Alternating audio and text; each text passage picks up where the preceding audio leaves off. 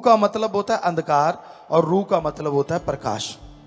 रूहानी सूफी गुरु पीर फकीर क्या सिखाते हैं कि जो अज्ञानता रूपी अंधकार में ज्ञान रूपी दीपक जला दे, वो सच्चा पीर फकीर गुरु होता है।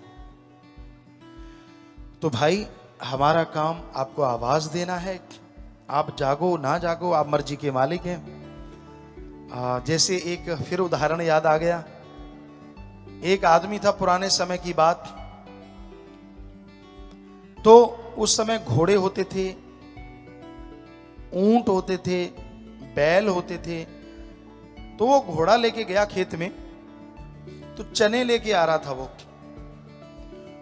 एक आदमी का खेत साथ में था, उसने देखा घोड़े के ऊपर एक छाटी डाल रखी है, बोरा कहते पंजाबी च, पुराने टाइम में बोरा छाटी जो भी, जिसमें वजन डाला जाता है। तो वो एक तसला भरता चने का एक साइड में डाल देता, एक रेते का भरता दूसरी साइड में डाल देता। ऐसे दो ऐसे बने होते हैं घोड़े के ऊपर, जैसे ये घोड़ा ऐसे रख देते हैं, एक इधर डाल देता एक इधर की। जिमीदार दूसरा देख रहा था, वो उसके पास गया, कहने लगा यार ये क्या कर रहा है, रेता क्यों डाल रहा है? कहता मैं वजन बराबर कर रहा हूं, इधर चने डालूंगा 2 मन, इधर बराबर रेत डालूंगा ताकि बैलेंस रहे, नहीं तो वो गिर जाता है। सब लोग जानते हैं पुराने, अगर वो एक साइड ज्यादा हो जाए तो गिर जाता है। पंजाबी जी कहें तो कहना मैं वजन सामा कर रहे हैं। तो उसने, जिमीदार ने कहा यार तू ऐसे करना, एक चनों का तसला इधर डाल, दूसरा चने का तसला उधर डाल दे, 2 मन लेके जा, 4 मन बोझ क्यों उठवाता है घोड़े से? आगे से पता है जिमीदार क्या कहता है? घोड़ा किसका?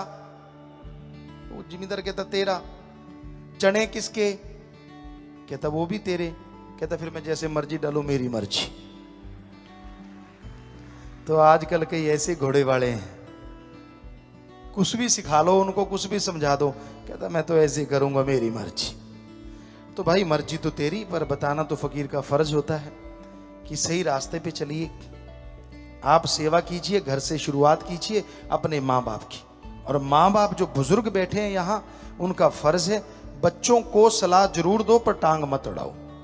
उनको बोल दो आपने बहुत मेहनत की है, आपने हिम्मत की है, उनके लिए जो कमाया ठीक है, जो बनाया ठीक है, कि भाई तेरे को मेरे तजुर्बे की जरूरत पड़े तो बताऊंगा मैं, तू गलत चलेगा तो भी बता दूंगा। आगे वो माने ना माने उनकी मर्जी, ठोकर खा के मान लेंगे। लेकिन अगर आप जबरदस्ती करोगे तो हो सकता है फिर अनाथ आश्रम में आपको भेज दें। और बच्चों को चाहिए कि वो बुजुर्गों का सत्कार करें। अरे जन्मदाता हैं आपके, क्या हो गया अगर किसी भाई बहन को अपने बुजुर्गों का टट्टी पेशाब उठाना पड़ गया? वो समय भूल गए जब बचपन में वो आपका टट्टी पेशाब सब उठाया करते थे? क्या हो गया अगर 2-4 दिन आपको उठाना पड़ गया तो?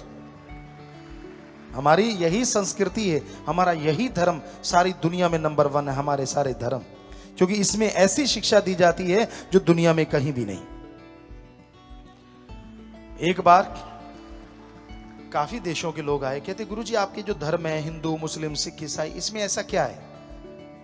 हमारी संस्कृति बढ़िया है, आपकी संस्कृति किसी काम की नहीं। हमने कहा हमारे धर्मों की अगर ABCD भी सुना देना आपको, आपकी गिग्गी बच जाएगी।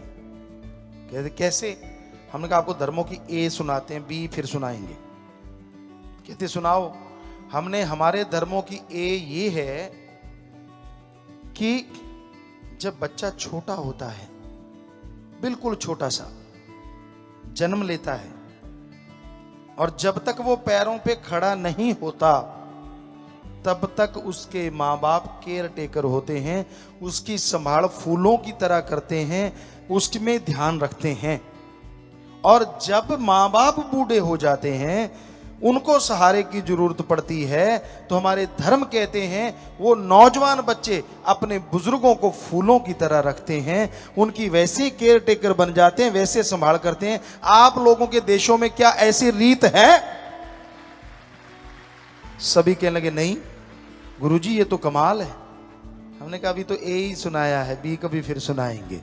A से ही आप हिल गए, तो वो मान गए कि आपकी संस्कृति जैसी है ऐसी दुनिया में किधर भी नहीं। और हमारे बारे उनकी संस्कृति लाने की तैयारी में है। नंगे रहेंगे, ऐसे रहेंगे, ये होना चाहिए, वो होना चाहिए। अरे क्यों? जब हमारी संस्कृति इतनी रिच है, इतनी महान है, हमारे गुरु पीर पैगंबर महापुरुषों की देन है, हम क्यों किसी की नकल करें? बल्कि उनको मोल्ड करें कि वो हमारी संस्कृति को अपनाएं, ताकि पूरी दुनिया का ये भारत देश हमारे धर्म गुरु बन जाए।